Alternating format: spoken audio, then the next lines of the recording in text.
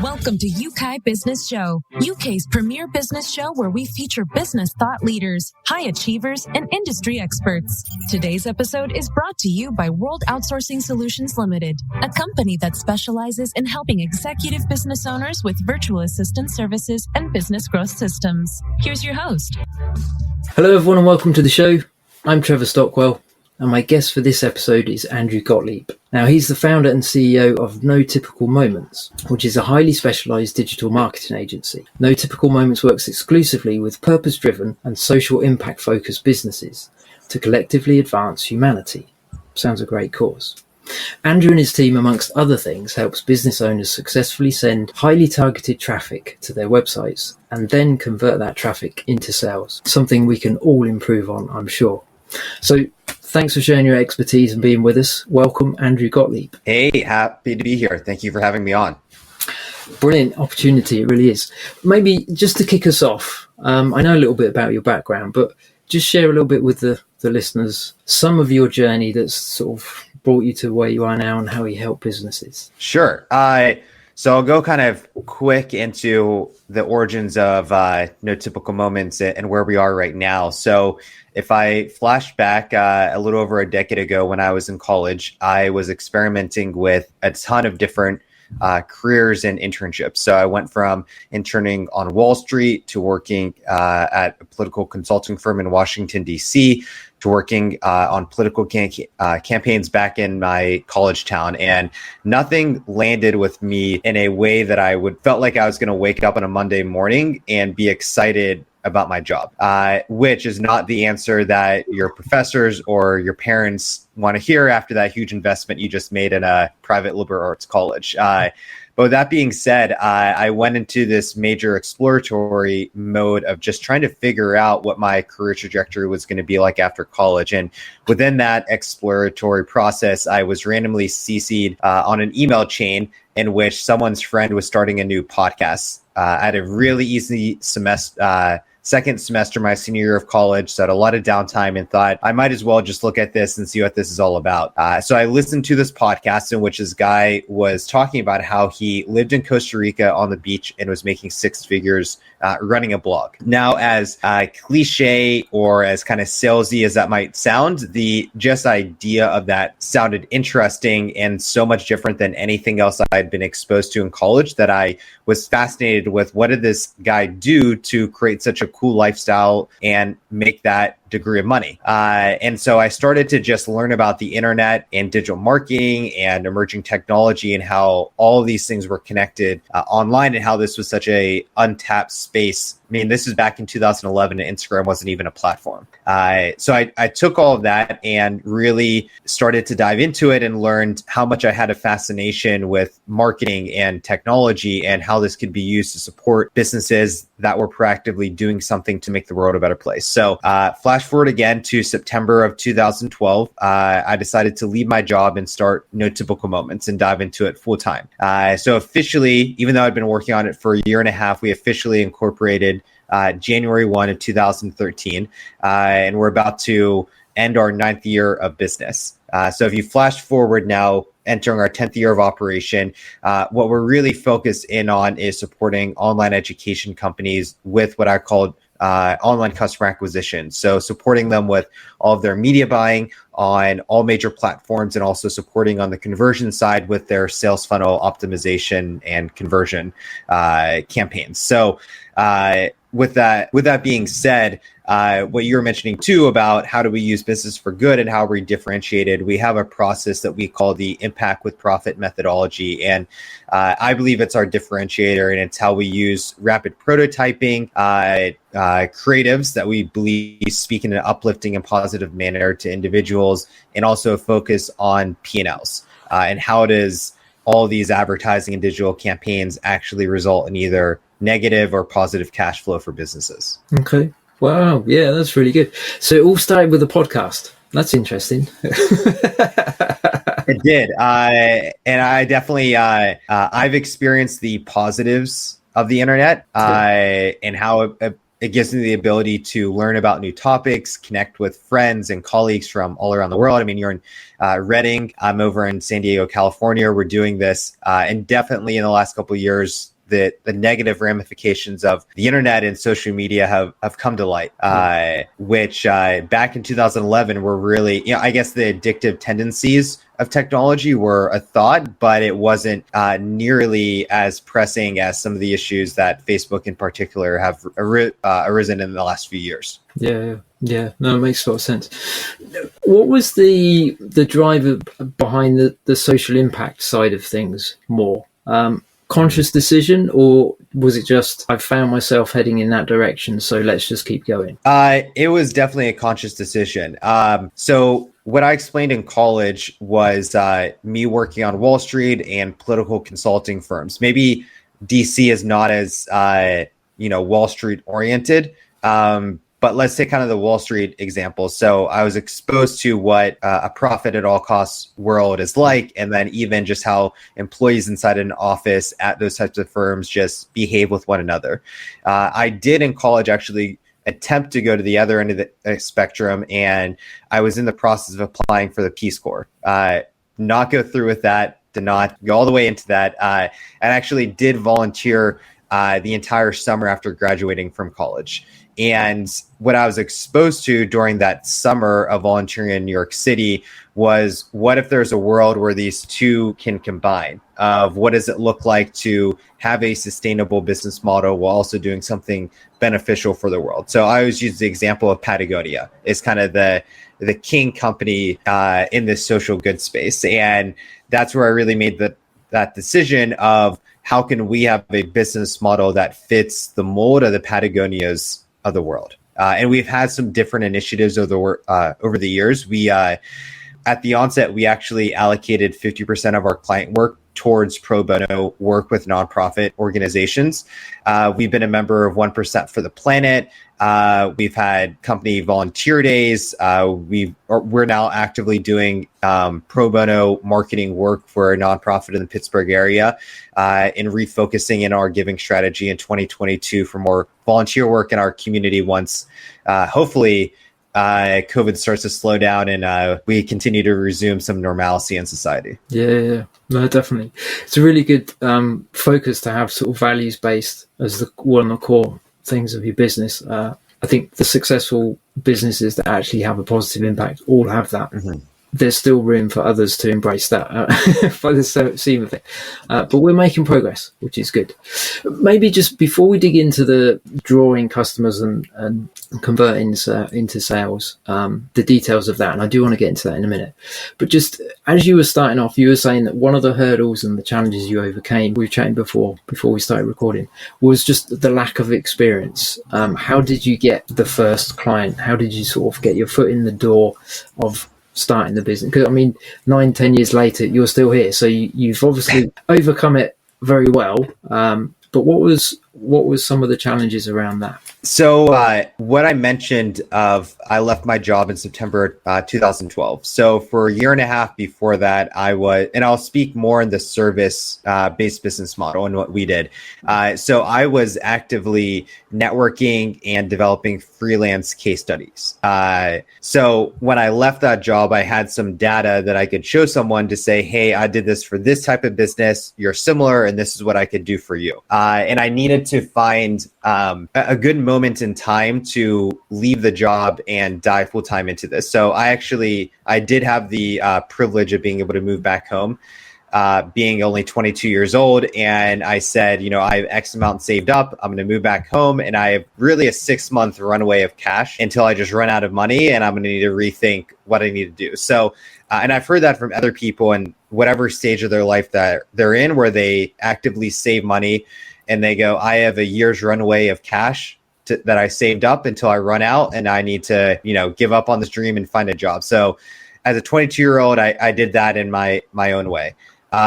So what I did when I left was, with limited money, I went on so many coffee meetups with people and just connected with anyone I could from my alumni base to people I was connecting with on LinkedIn to people I graduated with, and just sharing this is what I'm up to. And do you know of anyone who you could connect me with? And it took just months of networking like that.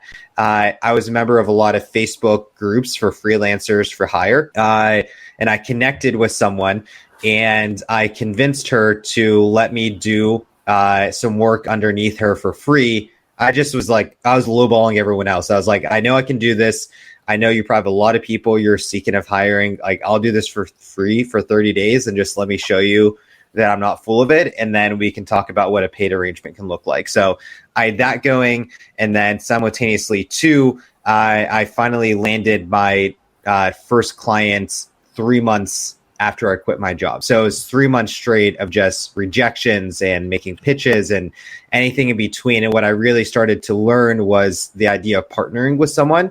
And in this case, being subcontracted underneath a larger agency who just needed some like on-demand digital marketing support to help them with their campaigns. So I think that's a really great way to think about this of, just going on nonstop coffee meetups with people, trying to find larger agencies if you're a service-based business model or partners who can bring you into deals with, and you really leveraging those two to get your first clients. Yeah. That shows initiative. And also determination and a resilience that everyone gets rejection at some point, but you just keep going, don't you? If you something you believe in, you just keep pressing on, and you'll find a way eventually. So well done. We're glad you did, and that you're here 9-10 years later or so, sharing your expertise. So let's dig into a little bit of some of the do's and don'ts when it comes to running ads. Some of the things that you've seen people, mistakes people make.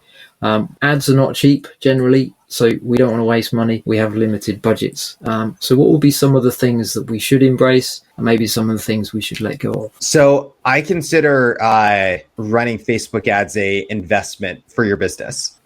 With that, I think Warren Buffett said, or maybe someone else said this, or maybe I'm just making this up on the spot, but you should have enough in the bank. You should have enough cash flow already that this investment in Facebook ads is not hey, I'm going to do this and it's either going to save my business or we're going to go out. So you want to make sure you're at a point in your business where you can afford that level of ad spend and any investment you need in the creatives. If you're at that point where you do the math and it's a decision of we do this and it works or we run out of money, you're not at the right moment in time for your business to run ads. That's at the starting point. Now, maybe you're a little bit of a bigger business and some things you should be thinking about, I would say, and I'll give 3 things. So the first would be your tracking infrastructure. iOS 14 has been a monster in the Facebook advertising world. So making sure that you can seamlessly track your lead flow and be able to attribute that back to your Facebook advertising campaign. That's a big thing.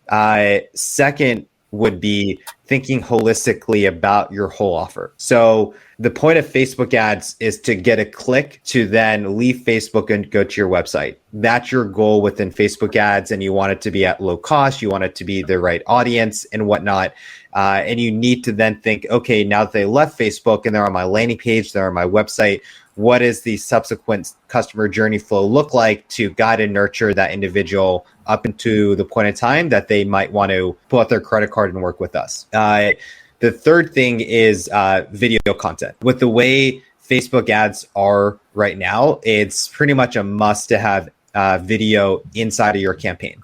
This could come in a few ways. This could be, maybe it's a video trailer, maybe it's you doing a Facebook Live, maybe it's you just doing a 2-minute kind of iPhone selfie. It could be a very well-produced video with an actual video team coming in. It could be client testimonials you embed in your campaign. There's a lot of ways you could go about video, but there needs to be an element of video in your campaign no matter what. That's really good. Yeah, all of those are really good. Maybe just without going into too much detail, for those that don't know about the iOS 14, can you just unpack that a little bit so people can explore it more if they need to? Sure.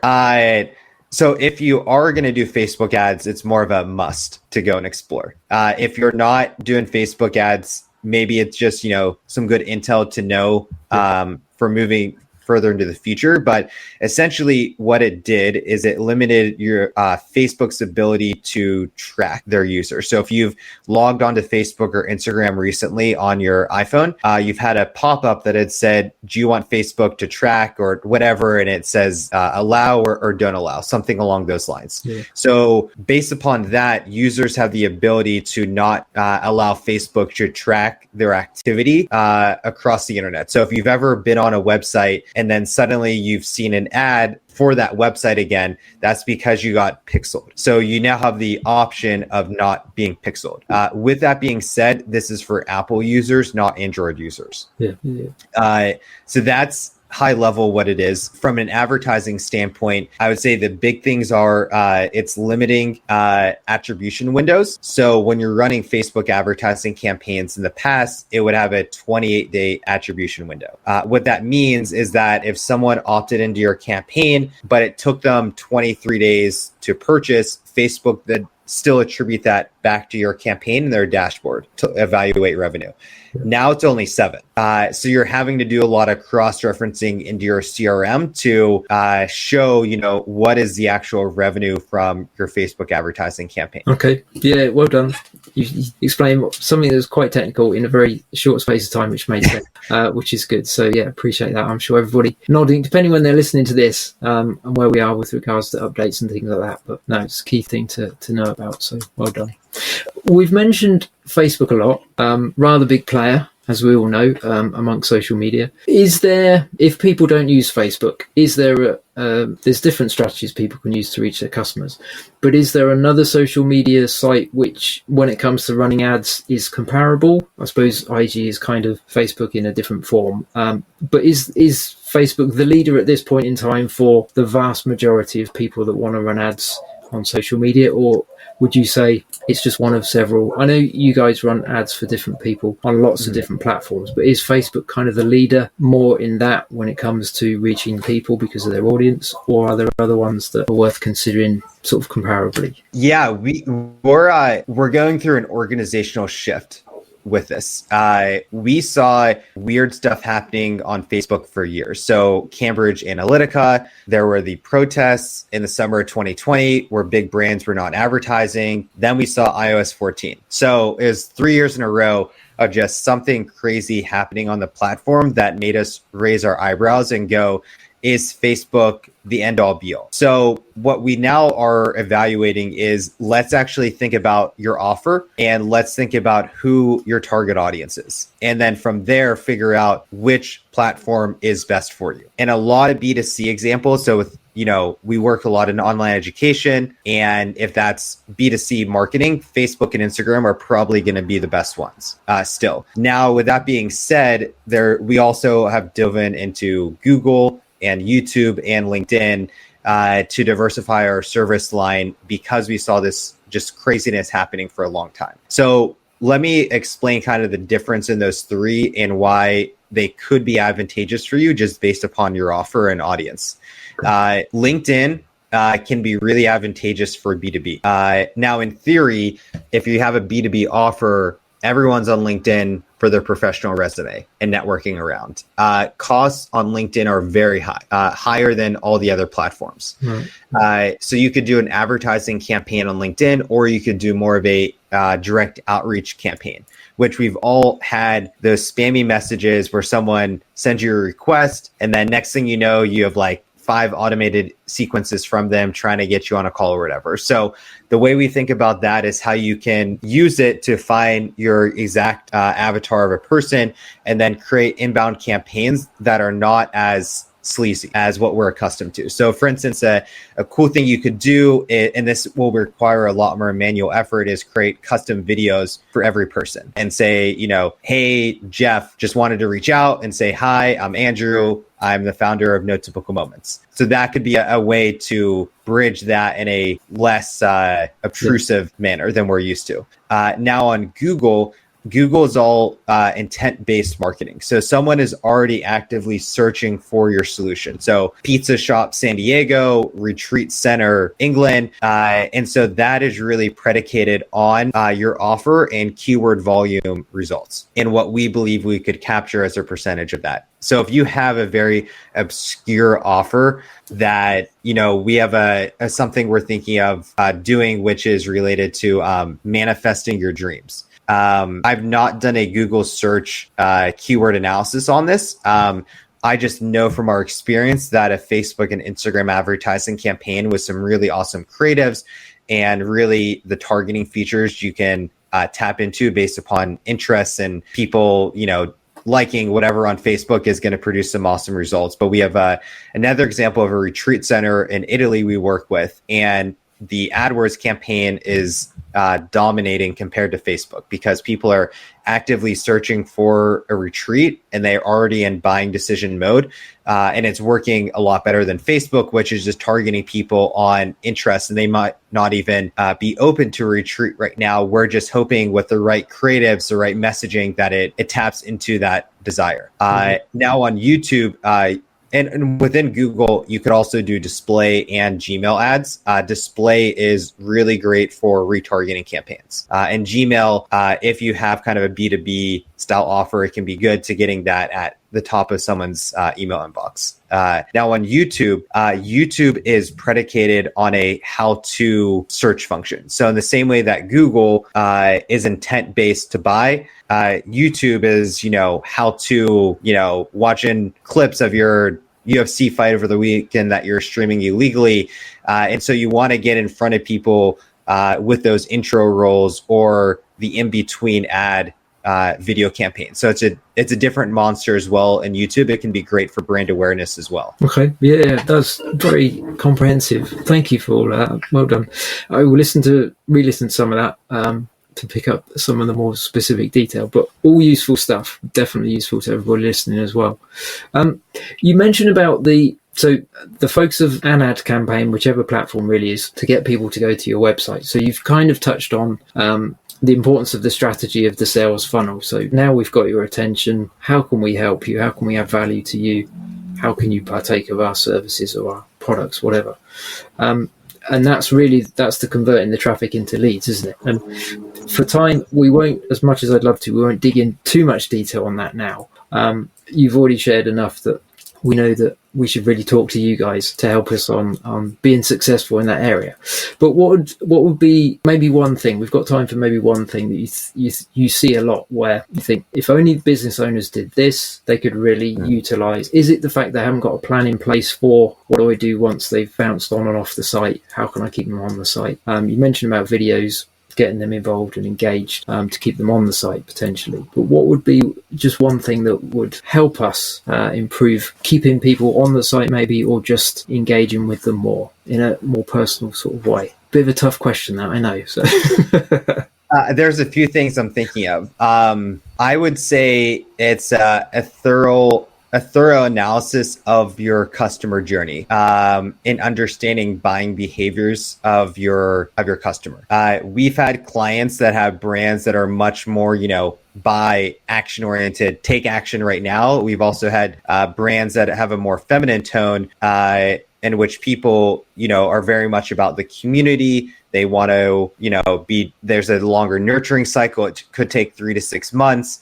But very loyal customers and community once that trust has been built. And I think it's really important to understand that from your audience, and then also build out your ascension model of your courses, your products, or whatever it is. It could be an e-com business, but just knowing really what the lifetime value of your customer is, and in turn, what you're willing to pay to acquire to generate that sale on your first offer. Okay. Yeah. No, that's really good. So just jumping back a little bit to, say we're going to run a targeted ad on, say, Facebook.